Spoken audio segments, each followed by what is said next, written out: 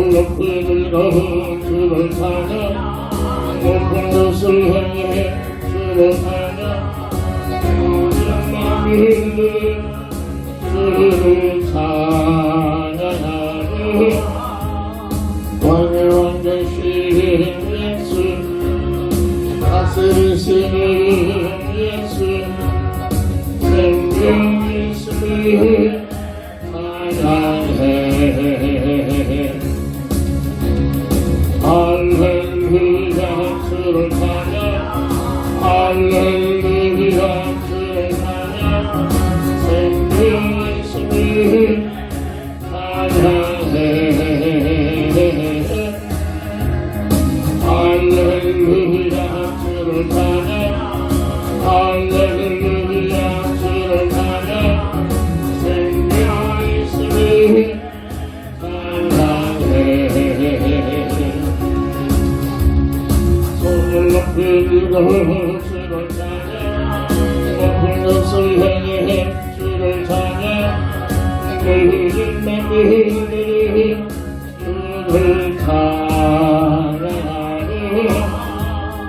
왕의 왕 되신 예수 다스리시는 예수 생명 있으니 찬양해 할렐루야 주를 찬양 할렐루야 주를 찬양 생명 있으니 찬양해 할렐루야 주를 찬양 할렐루야 주를 찬양 생명 있으니 찬양해 손을 들고 주를 찬양 높은 곳을 향해 주를 찬양 모든 만민들이 주를 찬양하며 왕의 왕 되신 예수 다스리시는 예수 생명 있으니 찬양해 할렐루야 주를 찬양 할렐루야 주를 찬양 생명 있으니 찬양해 할렐루야 주를 찬양 할렐루야 주를 찬양 생명 있으니 찬양해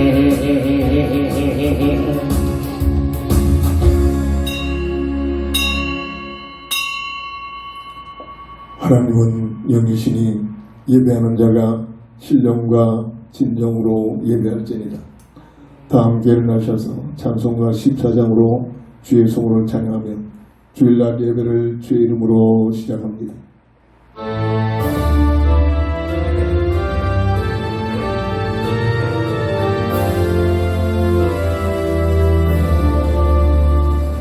주를 하느니 하늘에 계시니 온천하 만민 주 앞에 찬송하네 이 천지 만물도 주 앞에 엎드려 거룩하신 이름을 높이네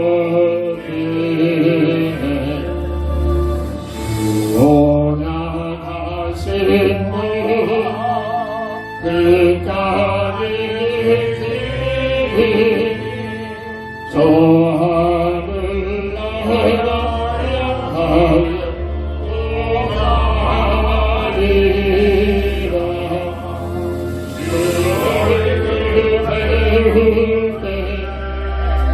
내 마음이 기쁘고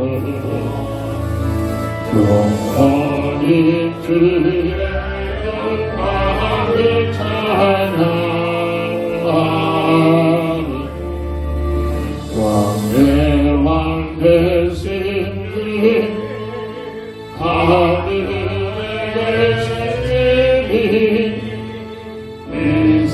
세상 죄악이 예수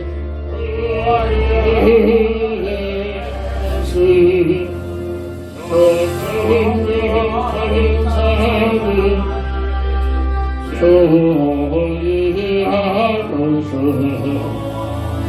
구성부 함께 영원히 섬기네 성삼일체께 승리하며 나의 분수님 높여서 사랑으로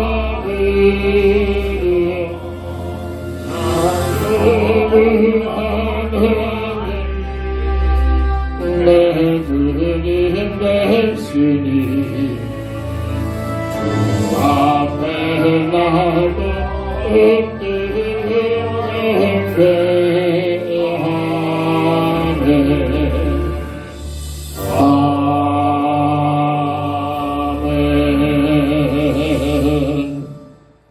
값으로 저희들을 하나님의 자녀라 불러주셔서 오늘도 주의 전에 나와 우리 하나님께 영광과 찬양을 돌릴 수 있는 귀한 은혜의 시간 주시니 진심으로 감사를 드립니다.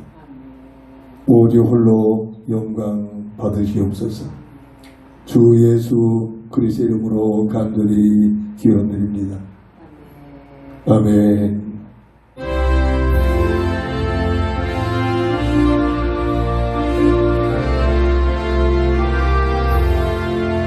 마음이 되신 그리스도지고 내 예수의 능력을 단속하게 되네 내 은혜 무신 하나님 나를 와주시고 은혜신 널리며 안녕하소서 내 주의 귀한 이름 날 위하시고 이 이름 닦은 아니라 빼보라 내 죄의 권세 깨뜨려 닦으시고 예수의 나를 비로소 정케 하소서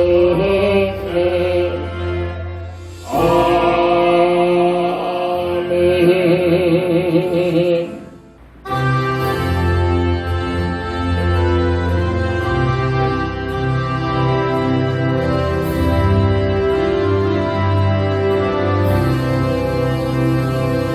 나 주의 품 받고라 주의 예수님께 드립니다. 하시사 날 받아주소서. 내 모습이 주 받아주소서.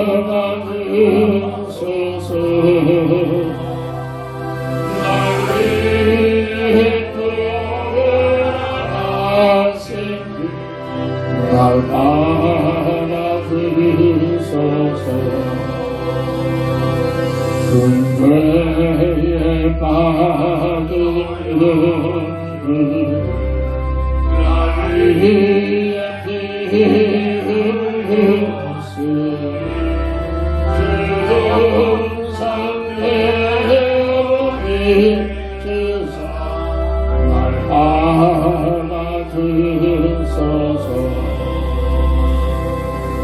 내 모습이 되어 주 안아주소서. 날 위해 구원하신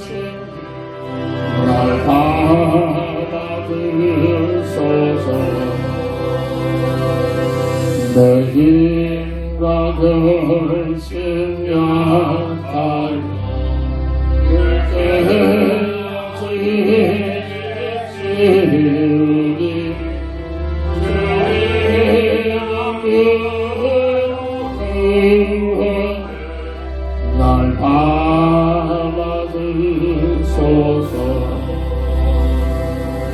내 모습 이대로 주 받아주소서. 날 위해 구원하신 주 날 받아주소서. 내 주님 서신 발 앞에 나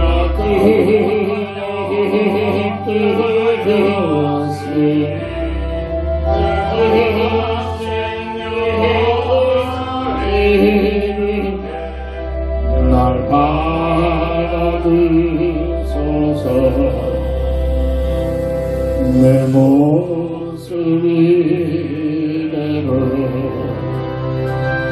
주 받아주소서.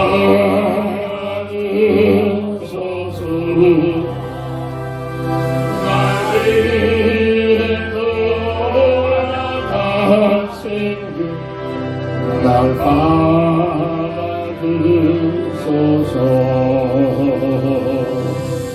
아멘.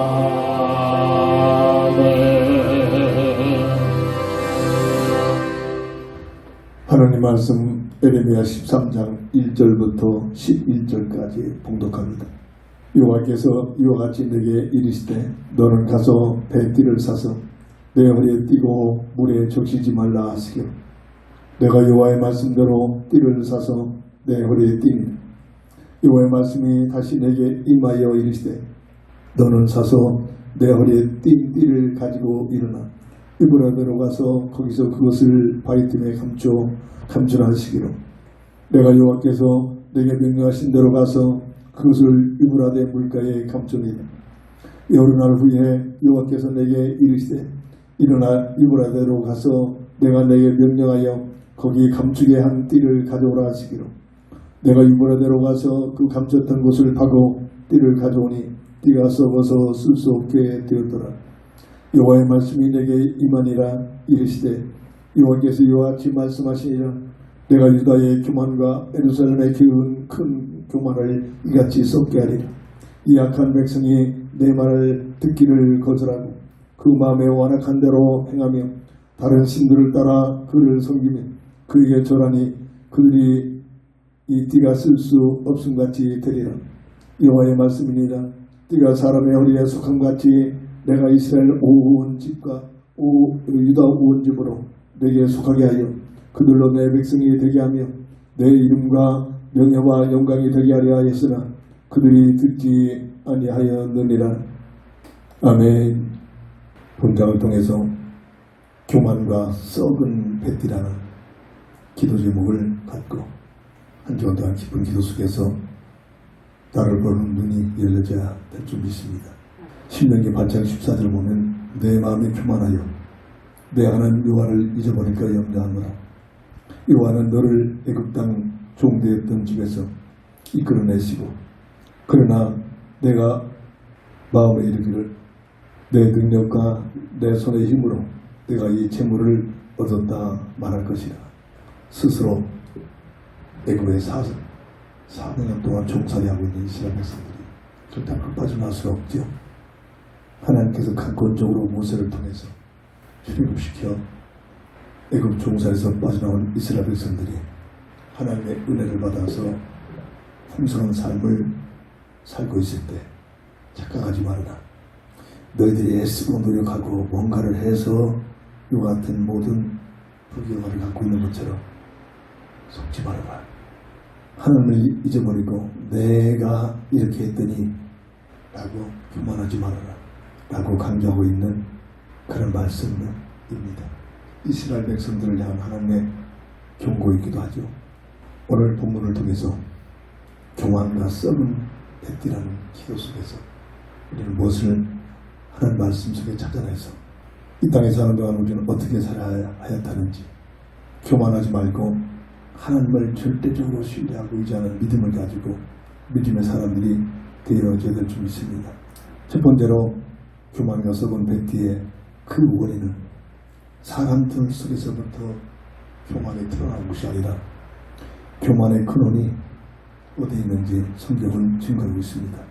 이사야 14장 12절 15절 보면 육신의 눈에 보이지 않지만 하나님께서 창조하신 천사장에 자기 모습에 너무나 감동받아가지고 이 정도라면 창조자 하나님과 비교할 만도 되겠구나 교만해져가지고 하나님과 비교하고 하나님을 경배하고 찬양했던 그 사명을 잃어버리고 하나님과 도전하고 하나님께 비교하다 저주받아 천사장으로 사장에 저주받아서 악한 마귀로 전락되는 그런 실체가 있음을 성경은 증거합니다. 그는 에스겔 28장 3절 보면 하나님을 찬양하는 찬양 담당자입니다. 음악적인 놀란 특권을 줘가지고 하나님께 영광을 돌리며 찬양하는 사명을 담당하게끔 하였습니다만 타락 후 이 지상에서 그 주어진 특권을 가지고 노래를 통해서 수많은 사람들을 속이고 있다는 사실입니다. 이게 영적 과학이기도 합니다. 이사야 14장 13절 14절 천사장의 교만으로 인하여 계시록 12장 9절에 옛뱀 마귀 사탄 온 세상을 속이고 있는 존재로 전락된 그 실체가 실존하고 있는데 지금도 세상 문화를 통해서 공정공세를 갖고 종교를 통해서 세상 풍습을 통해서 역사하고 활동하고 있습니다만 우리 육신의 눈에 보이지 않기 때문에 심지어 교회에서까지도 설마 전혀 감지를 못하고 있는 것이 마지막 때의 이 교회의 모습이기도 합니다. 이 존재는 주님께서 말씀하셨습니다. 요한복음 10장 31절에 세상 영적인 임금으로 세상 모든 것들을 관장하고 통치하고 있다고 증거하고 있습니다. 예배서 2장 2절 3절 보면 통치 방법은 세속적인 풍습을 가지고 대학교에서는 옛것을 찾자 세속적인 풍습을 가장 귀하게 여기죠. 그리고 종교를 통해서 정치를 통해서 하나님 믿지 않는 불신자를 통해서 역사하고 있는 그러한 존재라고 증거하기도 하고 있습니다. 그래서 정치 속에 세속적인 모든 풍습 속에 하나님이 없다고 하는 불신자들 그들의 삶을 통해서 온갖 괴기를 부리고 있는 이 존재가 눈에는 보이지 않지만 실존하고 있다는 사실입니다. 이 존재는 누가복음 4장 1절에 보면 세상 부귀영화를 하나님께서 임시로 허락하셨겠죠. 자기가 원하는 자에게 갖다 주면서 하나님이 없다. 나를 섬겨라. 하나님이 없으니까 나를 향하여 좀 섬기고 경배하도록 세상 문화를 통해서 풍습을 통해서 종교를 통해서 끊임없이 세상 끝날 때까지 활동하고 있다고 하는 말씀은 정리해 놓았습니다. 이 존재가 사람들에게 가장 절대 빠져나올 수 없는 원죄를 위반시킵니다. 창세기 3장 1절부터 7절 보험직, 보함직, 탐스러운 전략 가지고 하나님께서 첫 계명을 주신 선악과를 통해서 내준 첫 언약에 대한 내용을 불순종시킵니다. 우리는 잘 알고 있잖아요. 아니다. 너희들이 저것만 먹으면 너희들도 하나님처럼 될 것이다. 자기 자신이 하나님처럼 되고파 도전하다가 저렇게 쫓지마. 영원한 불못에 갇힐 수밖에 없는 이 사실을 너무나 잘 알고 있는 이 존재가 하나님께서 가장 사랑하시는 사람을 완전히 속여서 불못까지 끌고 가서 끊임없이 이 존재는 사람을 고통을 주는 그런 목적을 가지고 활동하고 있다는 얘기입니다. 창세기 2장 19절 17절 첫 언약에 대한 내용을 우리는 잘 알고 있습니다. 먹느냐 안 먹느냐가 중요하지 않아. 하나님의 주권을 인정하라. 하나님의 은혜에 감사하면서 살아라. 하나님의 사명을 가지고 하나님께 영광을 돌려라. 그리고 자유주의를 가지고 마음을 다하여 정성을 다하여 뜻을 모르고 하나님을 사랑하라. 이것이 첫사람 아담과 하에게 주신 새로운 놀라운 은혜, 하나님의 형상의 비밀을 영원히 들을 수 있는 그 첫 언약의 내용을 이 죽은 사사에서 도망 야베로 전락시킨 장본이기도 합니다. 하나님의 주권을 도전시키고 하나님의 은혜를 망각해버리고 하나님의 삶이 아니라 내 야망, 내 동기를 갖고 살게 하고 하나님을 사랑하기보다는 하나님을 배반해버리는 이 원죄를 지켜야 합니다. 이로 인하여 마귀의 말대로 하나님처럼 된 것이 아니라 정령주의라는 하나님의 언약의 말씀처럼 이때부터 하나님과의 관계가 단절되는 영적 죽음이 찾아옵니다. 창세기 3장 22절 24절. 이로 인하여 하나님의 형상에 어마어마한 사람에게 주어진 놀라운 축복을 빼앗겨버리고 아담의 형상으로 전락되어 이 땅에 태어나고 있는 것이 오늘 우리의 모습, 인생의 모습이라는 겁니다. 어디에서 인생에 대해서 설명을 해놨겠습니까? 어떤 철학이, 어떤 대학이, 어떤 누가 인생에 대해서 정말로 바르게 정립한 논리가 어디 있습니까? 스스로 절대 사람은 내가 누군가를 알 수가 없습니다.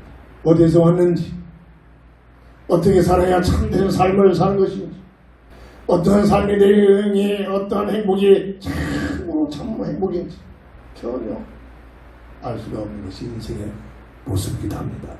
원죄 속에 태어난 인생의 모습이란 말입니다. 하나님의 은혜를 받기 때문에 이 문제를 놓고 고민하기 시작합니다.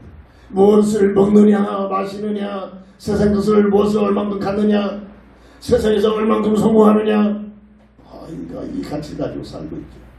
그런데 어느 날 하나님의 은혜를 받기 시작하는 첫 출발점이 내가 누구인가, 나는 왜 사는지, 나는 무엇을 살면서 살아야 가장 행복한 삶을 사는 것인지 스스로 알 수 없는 이 문제를 놓고 고민하기 시작합니다. 고민하다가 그런 자들에게 하나님께서 찾아와 해답을 주십니다. 인간 스스로는 절대로, 나 스스로는 절대로 이게 되는 해답을 가질 수가 없는 그런 영적 사건이죠. 교만과 썩은 백띠, 이 문제를 놓고 두 번째로 무엇을 우리는 생각해 볼 수 있습니까? 아담의 형상으로 전락된 이 땅에 태어나는 인생의 모습, 오늘 나를 보는 눈이 하나님 말씀 속에서 어떻게 설명하고 있는가를 찾아봐야 됩니다. 어떤 누구도 예 없이 원죄 속에 태어난 모든 인생의 세 가지 근본 문제를 가지고 태어납니다. 어떤 무엇으로도 해결될 수 없는 세 가지 근본 문제 묶여서 되는 것이 원죄 속에서 아담의 하나님의 형상을 잃어버리고 아담의 형상으로 태어난 인생의 오늘 내 모습이란 말입니다. 이것이 내 영혼 속에 깨달음이 와야 됩니다.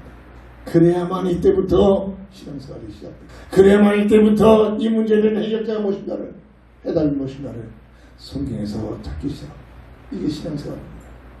이것이 해결되지 않고서는 모두가 대단해 보이지만 종교생활합니다.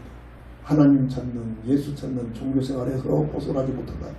종교생활은 뭐랬습니까? 중심이 내 중심입니다. 목적은 세상 것입니다. 그 이상 그에 답니다. 정말로 우리는 복음 속에 들어가서 하나님의 말씀 중심으로 이 세 가지 근본 문제가 뭔가를 바로 깨닫고 이 문제는 내 스스로 죽었다 깨어나 해결할 수 없는 영적 사건입니다. 그래서 이 문제를 하나님께서 해결하시는 해결책을 주셨구나. 이것을 깨달아지는 은혜가 오는 것이 복음의 비밀입니다. 그전에는 절대로 최고의 학위, 최고의 성공자, 최고의 IQ가 높은 자의 어떤 누굴지라도 여기에 대한 해답을 가질 수 없는 것이 이 영적 원죄의 근본 문제란 말입니다. 세 가지 근본 문제가 뭡니까? 창세기 3장 24절에 하나님과의 관계가 단절되는 영적 죽음. 예배소 2장 1절 보면 허물과 죄로 죽었던, 앞으로 죽을 것이야, 죽었던 너희, 영적으로 하나님과의 관계가 단절된 상태로 응애하고 호흡을 하고 살아있는 것 같지만 하나님과의 관계가 단절된 상태로 태어난 것이 오늘 우리의 모습이란 말입니다. 이루나여 악한 마귀가 괴계를 부려서 죄와 사망의 법으로 세상 말로 운명의 법으로 묶여버립니다. 그래서 귀신 충만한 무속인들이 이 운명을 가지고 사주팔자를 가지고 그 사람의 과거, 현재, 미래를 점쳐준 겁니다. 귀신 충만한 무속인일수록 과거, 현재는 정확합니다만 어떤 누구도 미래는 답을 줄 수 없는 것이 하나님 외에 어떤 누구도 알 수 없는 것이 미래의 문제입니다. 그래서 복제 죄와 사망의 법, 내가 태어난 연월 일시의 저주가 두 개씩 들어붙은 것, 이게 팔자란 말이에요. 착하게 산다고 돈 많이 번다고 성공한다고 이 문제가 해결되는 것이 아니라. 세 번째 뭡니까? 요한복음 8장 44절. 너희 아비만 눈에는 보지 않지만 실존하고 있는 악한 마귀에게 예속이 됩니다. 하나님의 자녀된 신분에서 마귀의 자식으로 전락되는 것이 이 땅에 태어난 인생의 세 가지 근본 문제를 가지고 태어난 인생의 모습이란 말입니다. 이로 인하여 어떤 누구도 빠져나올 수 없는 창세기 3장 16절 19절에 고통, 수고, 저주, 죽음이란 단에서 못 빠져나옵니다. 생각들 안 하고 있잖아요. 뭘 벗을까? 뭘 즐길까? 무엇을 할까? 먹고 마시고 씻고 장가하는데만 그저 정신없잖아요. 이게 그걸 말합니다. 왜 나의 삶 속에 고통, 수도, 저주, 죽음은 이게 돼서 이 문제를 어떻게 해결되느냐? 이걸 놓고 고민하기 시작하면 하나님의 은혜를 받기 시작한다니까요. 근데 이걸 놓고 고민한 자가 메시아 될 수가 없습니다. 하나님의 은혜를 받고 복음의 비밀을 깨닫는 자들만이 이 문제를 고민하기 시작합니다. 돈 많이 벌었다고요. 내가 하고 싶은 게 성공했다고요. 누구보다도 착하게 살아서 윤리적으로 착하게 살아서 고통, 수고, 저주, 죽음이 없어집니까? 어떤 누구도 인생에 찾아온 고통, 수고, 저주, 죽음 온죄의 결과입니다. 이 문제를 해결할 길이 없는 것입니다. 전도서 2장 1절을 보면 성경에 솔로몬을 보여줍니다. 제 생각입니다. 이 지구촌이 끝날 때까지 어떤 누구도 솔로몬만큼 부귀영화를 누리고 세상적인 성공을 누리는 사람은 없을 것입니다. 성경에 기록해 놨습니다. 또 성경을 바꿔야 될까요? 그가 세상 부귀영화를 다 누리고 어느 정도 누렸습니까? 열왕기상 11장 3절 보면 그러니까 일부일주대로 한 가정 이끌어가는데도 없잖아요. 그런데 부인이 본부인 말고도 왕비가 700, 후비가 300, 1000명이나 데리고 여자를 1000명이나 데리고 삽니다. 결국 이것 때문에 모든 것들을 다 잃어버리고 말잖아요. 그뿐입니까? 열왕기상 4장 26절 보면은 오늘날 말하면은 병거 자가용이 4만 대입니다. 그 자가용 병거를 끌고 다니는 그 운전수 기병들이 1만 2천 명이나 됩니다. 그뿐입니까? 열왕기 4장 29절 보면 그 당시에 어떤 누구도 아니 지구촌에 태어난 어떤 누구도 비교될 수 없는 최고의 하나님께 주신 총명과 지혜를 가지고 있습니다. 유명한 솔로몬 재판이 세상에서도 속담으로 희자되고 있잖아요. 그 당시에 이 솔로몬의 지혜를 듣고파 수많은 왕들이 모든 것들을 가지고 솔로몬 앞에 찾아왔어요.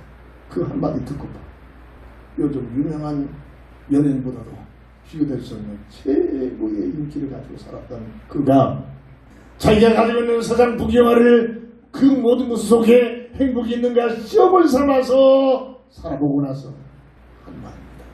헛되고 성경에 왜 이걸 기록해놨습니까? 어떤 누구도 솔로몬만큼 부귀영화를 누릴 수가 없다니까요. 그가 한 말이 모두가 그 속에 행복이 있는 것처럼 그것이 최고의 삶인 것처럼 심지어 교회에서까지도 열심히 교회 다니는 목적이 세상 부귀영화를 가지고 있는 모든 교인들까지 성경을 증거합니다. 그 모든 것들은 헛되고 사람에게 행복을 줄 수 없다. 심지어 이것 때문에 솔로몬이 뭡니까? 하나님을 배반해버리고 하나님을 떠나버리잖아요. 그러니까요 국가가 양분되어 갈라지고 끝내는 철저히 망하잖아요. 역사 속에서 실제적으로 증거되고 있는 그런 모습들이고 하나님 말씀에 기록된 내용이기도 합니다. 아담의 영상으로 태어나는 인생, 인간 스스로 애쓰고 노력해서 세상에서 성공해가지고 절대로 행복할 수 없다는 겁니다. 고통스러워 조절 죽음의 문제를 해결할 길이 없다는 겁니다. 이 땅에 태어나는 모든 인생의 사람의 영적 상태, 예배에서 2장 1절 조금 전에 강경 말씀처럼 허물과 죄로 죽었다. 원죄로 인하여 하나님과의 관계가 단절되는 영적인 죽음을 가지고 태어납니다. 그래서 우리 하나님을 만날 수가 없습니다. 사도행전 10장 38절 눈에 보이지 않게 악한 마귀에게 통제되고 있습니다. 물려있다고 있습니다. 내 생각 내 뜻 가지고 사는 것 같지만은 나의 생각과 내 생각 내 마음을 누르고 있는 이게 영적 과학입니다. 이거를 깨닫는 은혜가 와야 이때부터 사도 바울처럼 내 생각 그 귀하게 여겼던 내 가치관 배설을 넣구나. 그러면서 새로운 거듭남의 비밀을 가지고 내 안에 계신 주님을 그 주님이 주시는 나를 향하신 계획과 뜻을 가지고 매진한다고 강조하고 있습니다. 이게 무슨 말인가를 알아듣게 됩니다. 그래서 기회 있을 때마다 강조합니다만 이 땅에 태어나는 모든 인생의 마음이 어떤 모습입니까? 마가복음 7장 21절 3절 보면은 어떤 누구도 의미가 없습니다.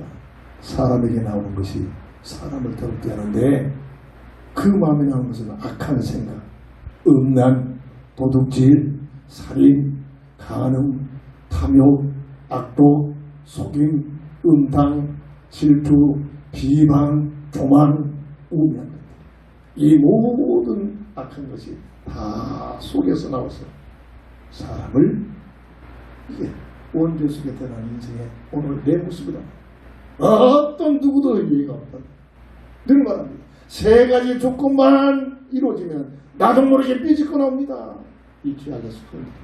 그래서 끊임없이 기도해야 되고 끊임없이 주님과 함께 어둠의 세력들을 완전히 물리치는 주님과 함께하는 임마누엘 비밀을 누려야만 이 흑암스러운 씨앗, 악의 씨앗들이 발화가 되지 않는 이게 인생의 영적 과학이라면 이걸 깨달으면 깨닫는 만큼 내가 오늘 본문의 이스라엘 백성들이 어마어마한 사명을 맡겼잖아요.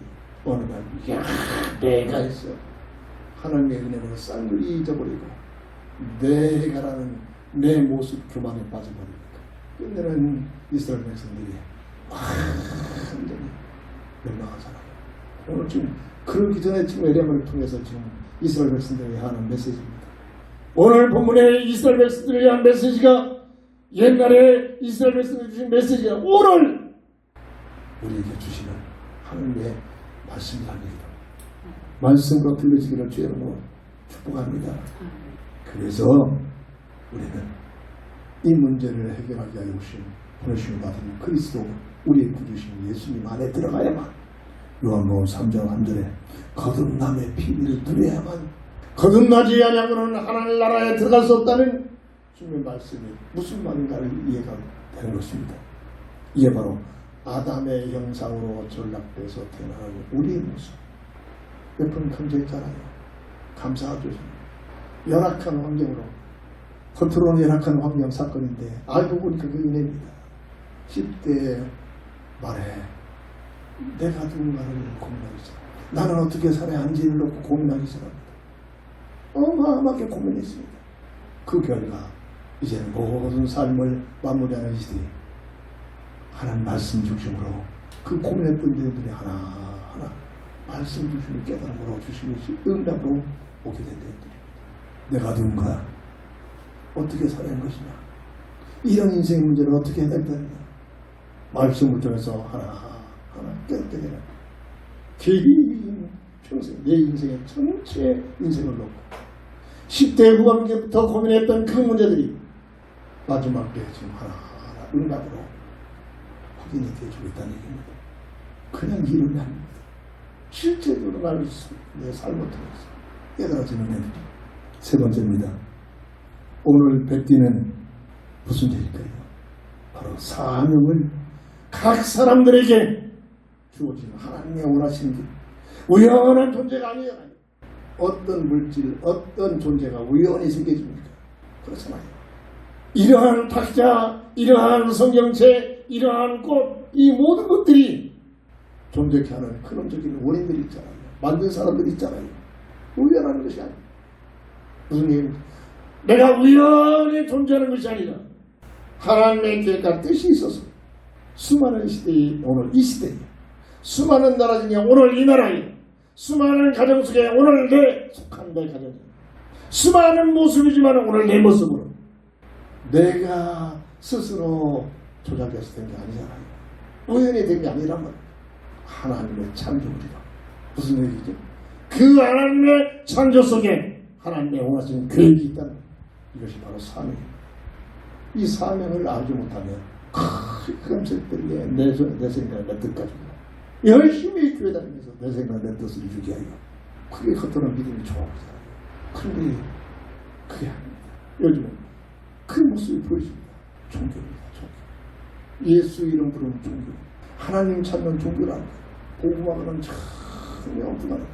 그러니까 때마다 똑똑한 사람들이 나와서 외치고 있는 모습도 있죠. 하나님 까불며 주로 큰 농담까지 외치면서 자기 야망, 자기 동기를 가져서 누가 목사라는 타이틀 가지고 있는데 그분 부르겠습니까? 오늘 나도 그렇게 될 수밖에 없어요. 이 본질을 놓치면. 출애굽기 28장 4절 보면 제사장을 세워서 제사장의 입을 예봇을 설명하고 있는데 거기에 뭐가 나옵니까? 뱃띠를 떼라. 제사의 띠는 뱃띠, 사명입니다. 허리띠에 띠를 떼라. 그 사명의 중심이라는 뜻입니다. 오늘 에레미야에게 이 뱃띠를 가지고 땅에 묻고 또 가지고 와라. 심심해서 그런 게 아닙니다.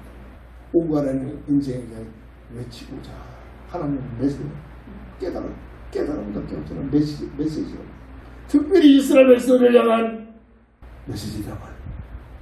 빌립보서 3장에 이것은 그리스도 예수 안에 표대 각 사람들이 허리에 띠를 띠고 살아가는 삶의 가치요 사명이라는 이런 하나님께서 내게 주시는 사명을 깨닫고 살아가는 놀라운 비밀이 숨겨져 있는 그런 베테랑 사실입니다. 이스라엘 사명은 어떤 사명을 줬습니까? 국가적으로 엄청난 사명을 받았습니다. 창세기 3장 15절에 원죄수의 북기사 추방에서 해답을 주잖아요. 여자의 후손으로 복음의 비밀. 여자의 후손을 보내어 너 문제를 너희 문제를 해결하라. 이 복음의 언약이 된 이 하나님의 뜻을 이루게 하여 하나님께서는 창세기 12장 1절에 누구로 부르십니까? 아브라함을 부르셨어요. 내가 지시할 땅으로 가라. 이 지시할 땅은 어디입니까? 그리스도가 오시는 베들레헴 땅, 가나안 땅입니다. 갈 바를 알지 못하고 믿음을 가지고 떠납니다. 아브라함의 후예가 야곱을 통해서 12아들이 거주면서 이스라엘의 민족이 형성됩니다. 이스라엘 민족이 주어진 사명이 뭐냐? 특별하게 복음의 언약을 성취시키기 위하여 하나님께서 이스라엘 백성들을 세우시고 그들에게 주어진 국가적인 민족적인 표대 사명이라고. 이 사명이 누가복음 3장 누가복음 1장 38절 31절 보면 믿음이 있는 마리아를 통해서 주의 계집주문이 주의 뜻이 이루어지기를 원합니다. 아무나 이런 고백할 수 없죠. 아니요, 나는 이거 하고 싶은데요. 아니요, 나는 일을 할 것인데요. 아니요, 나는 이건 99.9 전부 그러고 은혜를 받으면 복음의 비밀을 깨달으면 주의 계집종연이 주의 뜻이 이루어지기를 원한다. 믿음의 고백이 나오게 되는 세상과 어른이 아니라 내가 세상에서 못된 년으로 내가 세상 모든 것들을 다 잃어버리고 내가 돌로 쳐 죽임을 당할 줄 알고 생명을 살리고 인류를 구원하기 위하여 보내시는 약속된 여자의 후손 그리스도의 복음의 비밀을 내 몸을 통해서 이루시겠다니 나는 이 일에 헌신하고 죽겠나이다. 이런 믿음의 고백이라고 세상 것 얻어내고자 하는 그러한 세상적인 논리가 아니라 이게 바로 이스라엘 백성들에게 민족주 주신 사명입니다. 그리고 온 민족, 온 나라에게 복음을 전하는 사도행전 8절. 이게 이스라엘 백성들이 주어진 사명인데 이들이 교만해지니까 어떻게 깨달아집니까? 자기들만이 선민이다. 이렇잖아요. 타민족은 참 위대한 민족이다. 자기들만이 선민이다. 우월을 시켜가지고 교만해져가지고 하나님께서 원하시는 복음을 증거하는 생각은 전혀 못합니다.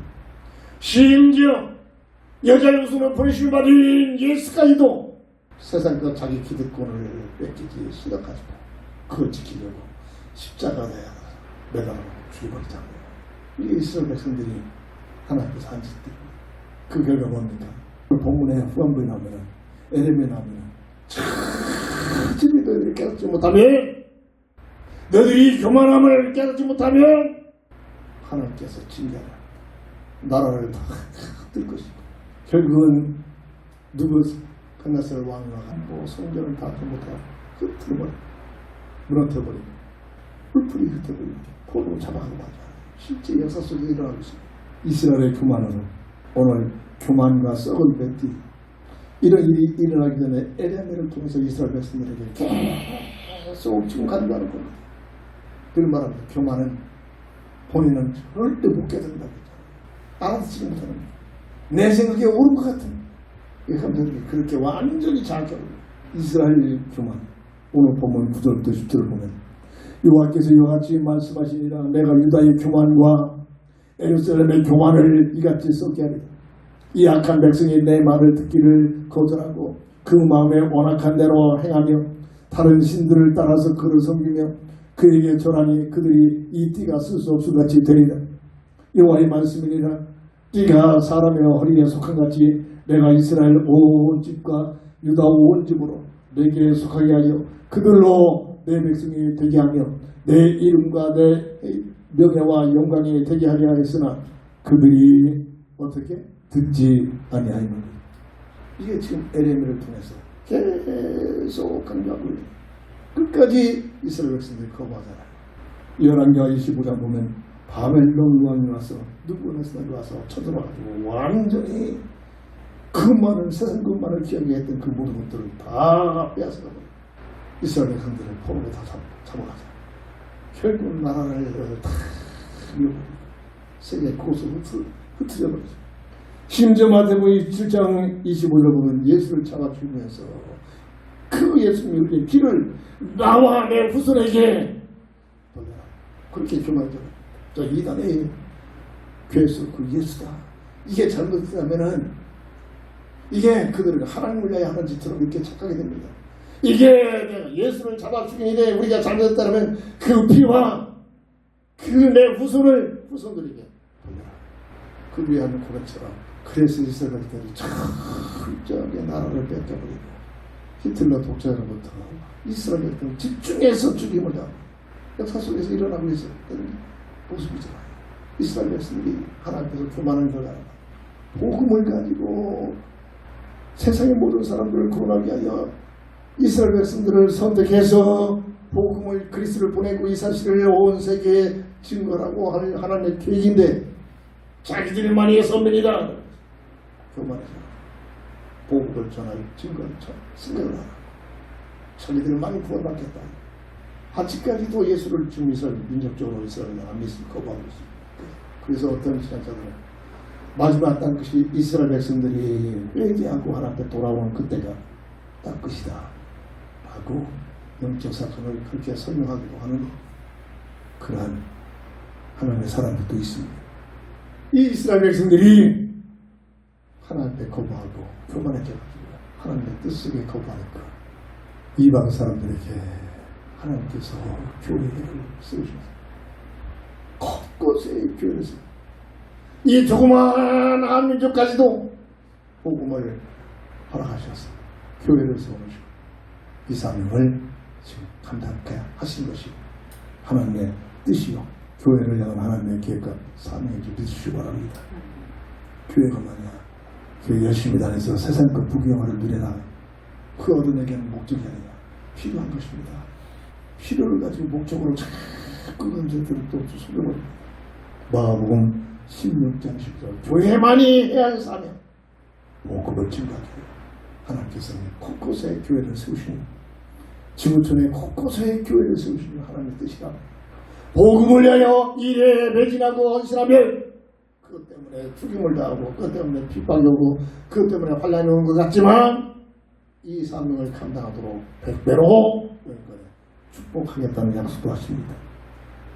마음은 10장 29절 10절 100배로 뭐냐 100배가 목적이 아니라 복음을 증가하도록 지구촌에 지도를 보면 어느 나라가 그래도 모든 문화에서 앞서가고 잘 살고 있느냐? 복음이 들어간 나라들마다 아직도 비기고 아직도 전쟁이고 아직도 우상 속에 헤어나지 못하는 복음 없이 복음을 거부하고 살아가는 민족들 뚜렷하게 보입니다. 이게 세계사의 지도. 요한복음 20장 31절 성경 주신 목적 복음의 가장 핵심 예수가 그리스도심을 밝히 알고 믿어 영생을 얻게 하여 성경을 주셨고 교회를 쓰셨고 오늘 복음 속에서 오늘 우리를 부르신 줄 믿으시기 바랍니다. 근데 이것은 우리의 지식과 우리의 생각으로 절대로 깨달아지는 게 아니에요. 원죄 속에 묶여서 태어난 인생이 스스로 절대로 못 깨달아요. 이게 뭔가를 알아야 그래서 기도가 필요하다는 거예요. 그래서 기도만큼이 생활하다는 쉬지 말고 무시로 항상 무슨 말이야? 스스로 할 수 없기 때문에 고린도전서 12장 3절 성령으로 누구든지 성령으로 인하지 아니하고는 예수를 주라시라지로 그래서 기도할게요. 감사하죠.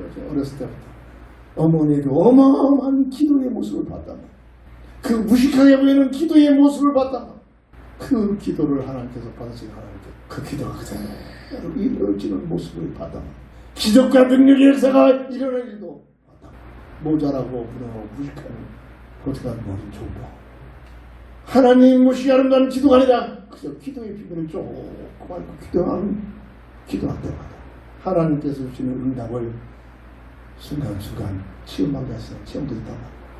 그래서 그 한 영혼을 놓고 내에게 복음을 증가하는 그 영혼 복음을 증가하기 전에 먼저 그 영혼을 놓고 기도하면서 하나님 저 영혼을 하나님의 자녀로 구원하게 하옵소서. 기도하면서 복음을 증가 기회를 만들고 기회가 있을 때마다 기회를 기도하면서 기회를 만들었어요. 세 가지로 진단해주고 그리스도로 답을 주는 거예요. 이게 복음을 증가하는 성경적 방법 주시는 거예요. 이게 진리란 말이에요. 당신의 문제는 세 가지 근본 문제에 묶여있다. 이 문제는 절대로 해결할 수 없는 문제다. 이 문제를 해결하게 해 보내신 자 여자의 소리는 예수님이 내가 길이요 진리요 생명이니 저는 몰랐다는 거예요. 이 예수님 말씀이 세 가지 근본 문제의 해답이구나. 이걸 깨닫게 하시는 응답으로 깨닫게 하시는 그들부터 저는 입만 벌리면 기도하기 시작하면 인생 근본 문제에 해답하시는 그리스도 그게 답입니다. 세 가지 근본 문제에 묶여있는 이 문제는 절대로 해결할 길 없는데 이 문제를 해결하게 약속하시고 보내신 받은 자 그분 예수님이 하신 말씀 내가 길이요 진리요 생명이다. 이 사실을 말하면 한 번 들으면 두 번 들으면 자꾸 들으면 들을수록 복음의 말씀을 들을 때마다 뭐가 생긴다? 믿음이 생긴다는 것입니다. 이게 하나님이 하신 방법이란 말이에요. 이를 놓고 기도 속에서 성령께서 역사하시도록 끝까지 고집 부리는 사람들 있잖아요. 죽음 직전에 하나님께서 죽음 직전에 고백합니다. 얼마나 비참한 얘기입니까? 부끄러운 구원을 받는다만 끝까지 고집 부리고 마태복음 24장 14절 모든 족속에게 이 복음이 다 증거되면 하나님 보신 관점입니다. 그때 모든 사람들은 먹고 마시고 즐기고 씻고 장가가고 그 잘못된 게 아니잖아요. 세상의 삶 속에 정신없이 살고 있는 그때에 아무도 모르는 그때에 약속하시는 주님의 이 땅에 오시기로 돼 있습니다. 그때가 이 세상의 마지막 지구촌으로 허용하시는 하나님의 마지막 종말이란 말이에요. 오늘 교만과 썩은 때 이스라엘 백성을 향한 교회의 말씀이죠. 오늘 이 지상교회 오늘 우리에게 주시는 말씀으로 들려져 내가 하나님의 자녀 되는 이 놀라운 축복을 받은 이 비밀을 가지고 나는 어떻게 살아야 할 것인가? 내 삶 속에 내게 들어준 사람에게 뭐가 귀중한가? 저들의 영혼을 기도하면서 기회가 있을 때마다 복음을 증거하게 한 삶이 되어서 있습니다. 감사합니다. 온라인에서 아무도 없습니다. 생각지도 않은 사람들이 들립니다. 거기다 친구 맺자. 저는 그들에게 말합니다. 복음의 기회를 증거합니다. 우리의 만남은 우연한 만남이 아니라 하나님께서 당신을 지극히 사랑하셔서 당신을 구원하기 위한 놀라운 축복의 만남입니다. 원래는 참상과 장애물의 글을 계속 읽어보시면 어느 날 하나님께서 당신을 향한 참상과 장애물의 비밀을 보여주실 것입니다. 제가 온라인에서 주시는 전도 현장입니다. 조금 전에 강단에 올라오기 전에 사무실에 있을 때도 누가 빅을 들어요. 크게 처음 듣는 사람들 크게 올려놨습니다. 그게 전도입니다. 내게 주신 전도 현장. 말씀을 정리합니다. 야고보서 4장 1절. 그러나 더 큰 은혜를 주시나니 그러므로 일렀으되 하나님이 교만한 자를 물리치시고 겸손한 자에게 은혜를 주신다 하였느니라. 교만은 본인 절대로 모른다고 했잖아요. 본질을 하는 말씀 깨닫고 정말 나는 하나님의 은혜가 아니면 나는 나의 존재는 아무것도 아니라는 사실. 내가 그리스도를 붙들지 않고서는 그리스도 안에 거하지 않고는 나는 아무것도 그러면서 이렇게 요만하다가 내가 불면스럽고 울려간다는 사실을 알고 절대 교만하지 않고 겸손해졌어. 사도 바울의 고백처럼 나는 죽고 내 안에 계신 주님을 위하여 살아가는 이런 삶들이 되어졌어. 빌립보서 3장 9절에 나를 향하신 그리스도의 표대 내 생각은 내 뜻 이것이 어느 날 배선을 더럽고 아무것도 내가 최고 고객의 생각 이게 복음의 비밀을 깨달을 순간 이건 더러운 배선 같구나 그렇게 느껴집니다. 버릴 수밖에 없어요. 그리스도 예수 안에서 나를 향하신 표대 이 표대를 잡고 어떤 자리에 있든지 어떤 장소에 있든지 어떤 직업 속을 가든지 그것을 가지고 복음을 증거하는 그런 통로 매개체가 되어야 될 줄 믿습니다. 오늘 보면 15절을 놓고 말씀을 정리합니다. 너희는 들을지어다 귀를 기울일지어다 교만하지 말지어다 여호와께서 말씀하셨습니다. 교만이 뭐냐? 내 중심으로 사는 겁니다. 내 생각 가지고 사는 겁니다. 이게 교만. 이 교만이 어디서입니까? 악한 흑암속에부터 오는 겁니다. 기도합니다. 교만과 썩은 뱃이라는 말씀의 주제를 가지고 이 땅의 사는 동안 계속 기도 제목이 되어져서 나의 삶 속에 교만은 없어지고 겸손함이 하나님 앞에서 나를 향하신 복음의 표대를 잡고 나를 향하신 하나님의 계획 속에 들어가 헌신되어지고 쓰임받는 삶이 되게 하여 주옵소서. 주 예수 그리스도의 이름으로 간절히 감사하며 기도합니다. 결단의 찬송 드립니다.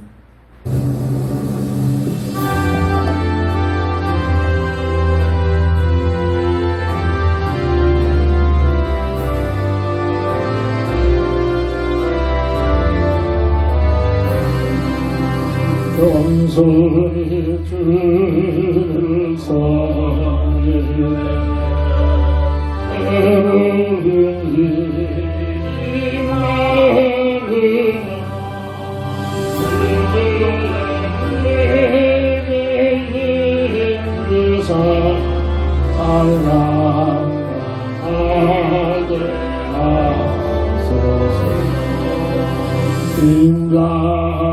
인간만을 가지고 사랑을 담아 세우며 갈 길을 걷는 우리를 자비하게 하소서. 그들의 귀한 힘내 내 나라에 하시고 불끈한 믿음 주셔서 그것은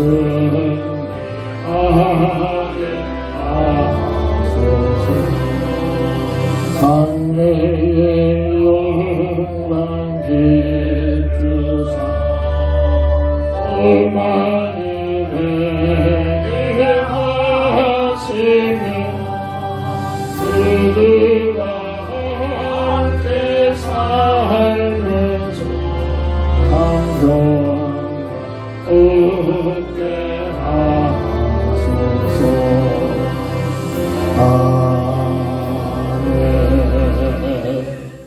다 함께 일어나셔서 주기도송으로 배송드리고 축담으로 모든 예배를 마칩니다.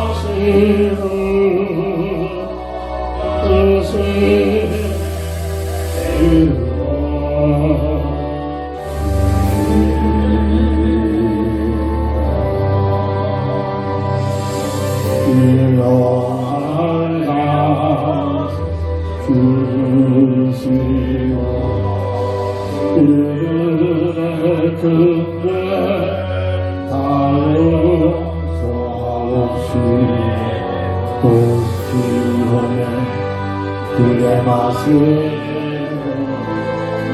안에서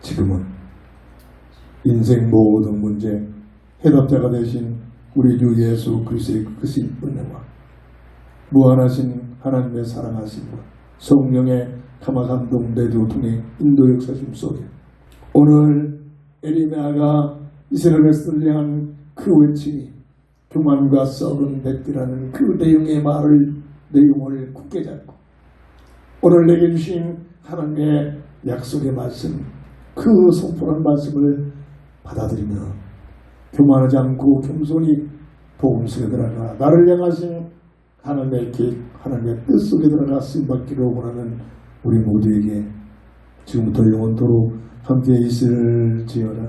아멘. 아멘.